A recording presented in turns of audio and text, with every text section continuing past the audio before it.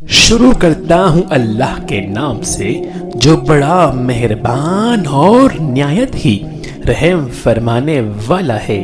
حضرت عیسیٰ علیہ السلام پارٹ 5 قتل کا منصوبہ۔ حضرت عیسیٰ علیہ السلام یہود و نصارہ کے بھٹکے ہوئے لوگوں کو توحید حق کی تعلیم دیتے رہے اور انہیں واعظ و نصیحت فرماتے رہے، لیکن یہودیوں نے نہ صرف ان کی تکذیب کی بلکہ مسلسل اہانت بھی کرتے رہے۔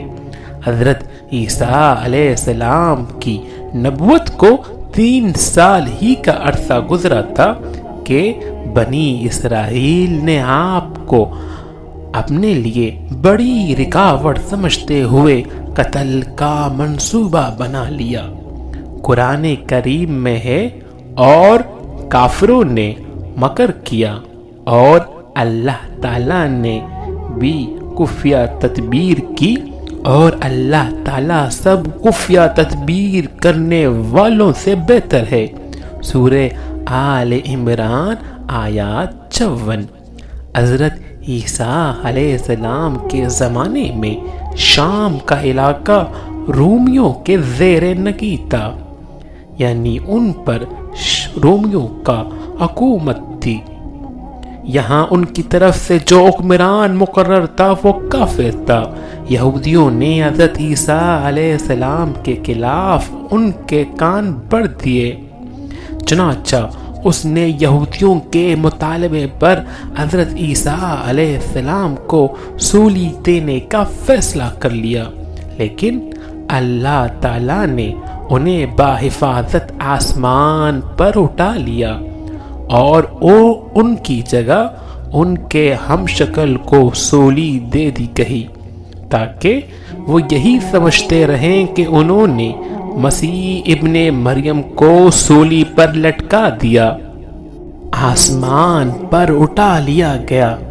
اللہ تعالیٰ کا ارشاد ہے، اور یہ کہنے کے سبب کہ ہم نے مریم کے بیٹے عیسیٰ مسیح علیہ السلام کو جو اللہ کے پیغمبر تھے قتل کر دیا ہے، حالانکہ انہوں نے عیسیٰ کو قتل کیا اور نہ ہی سولی پر چڑھایا، بلکہ ان کے لیے ان عیسیٰ کا مشابہ بنا دیا گیا تھا۔ جو لوگ ان کے بارے میں اختلاف کرتے ہیں وہ ان کے حال سے شک میں پڑے ہوئے ہیں، اور پیروی زن کے سوا ان کو اس کا مطلق علم نہیں، اور انہوں نے عیسیٰ علیہ السلام کو یقیناً قتل نہیں کیا، بلکہ اللہ نے ان کو اپنی طرف اٹھا لیا، اور اللہ غالب اور حکمت والا ہے۔ سورۃ النساء آیات 157 تا 158۔ حضرت ضحاک فرماتے ہیں کہ قصہ یوں پیش آیا کہ جب یہود نے حضرت مسیح علیہ السلام کے قتل کا ارادہ کیا تو آپ کے حواری ایک جگہ جمع ہو گئے۔ حضرت مسیح علیہ السلام بھی ان کے پاس تشریف لے آئے۔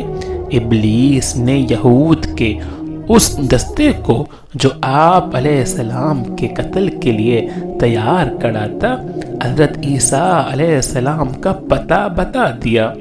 اس طرح 4000 افراد نے مکان کا محاصرہ کر لیا۔ حضرت عیسیٰ نے اپنے حواریوں سے فرمایا، تم میں سے کوئی شخص اس کے لیے آمادہ ہے کہ وہ باہر نکلے اور اسے قتل کر دیا جائے، اور پھر جنت میں وہ میرے ساتھ ہو؟ ایک شخص نے اس قربانی کے لیے اپنے آپ کو پیش کر دیا۔ آپ نے اسے اپنا کرتا امامہ عطا فرمایا، پھر اس پر آپ علیہ السلام کی مشابہت ڈال دی گئی، اور جب وہ باہر آیا تو یہود اسے پکڑ کر لے گئے اور سولی پر چڑھا دیا، جبکہ حضرت عیسیٰ علیہ السلام کو اللہ تعالیٰ نے آسمانوں پر اٹھا لیا۔ قیامت سے پہلے دوبارہ نزول۔ نبی اقدس صلی اللہ علیہ وآلہ وسلم کے امتی کی حیثیت سے حضرت عیسیٰ علیہ السلام کا دوبارہ نزول امت مسلمہ کی قیادت و رہنمائی، فتنہ دجال کی سرخوبی، خنزیر کا قتل، صلیب کا توڑنا، یاجوج ماجوج کا خاتمہ، فسق و فجور کا سدباب، امن و امان کا قیام، اسلام کا بول بالا، قرب قیامت کی وہ حقیقتیں ہیں کہ جن کے ظہور کا تذکرہ احادیث کی تمام کتب بشمول صحیح بخاری اور مسلم شریف میں موجود ہے۔ امام ابن کثیر رحمۃ اللہ علیہ فرماتے ہیں کہ ان احادیث کے روایان میں حضرت ابو ہریرہ، حضرت عبداللہ بن مسعود سمیت دیگر صحابہ کرام شامل ہیں۔ ان احادیث میں آپ علیہ السلام کے نزول کی تفصیل اور جگہ بیان کیا گیا ہے۔ آپ علیہ السلام دمشق میں منارہ شرقیہ کے پاس اس وقت اتریں گے جب فجر کی نماز کے لیے اقامت ہو رہی ہوگی۔ ان کے دور میں سب مسلمان ہو جائیں گے۔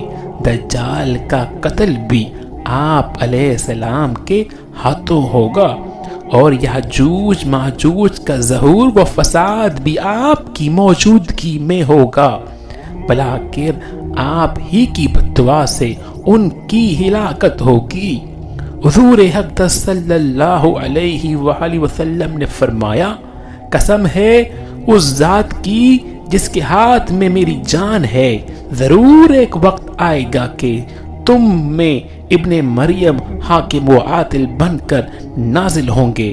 وہ صلیب توڑ دیں گے، خنزیر کو قتل کر دیں گے، جزیہ اٹھا دیں گے، اور مال کی اتنی بہتات ہو جائے گی کہ کوئی اسے قبول کرنے والا نہیں ہوگا، یعنی صدقہ اور خیرات لینے والا کوئی نہیں ہوگا، حتیٰ کہ ایک سجدہ دنیا و مافیا سے بہتر ہوگا۔ صحیح بخاری کتاب الانبیاء۔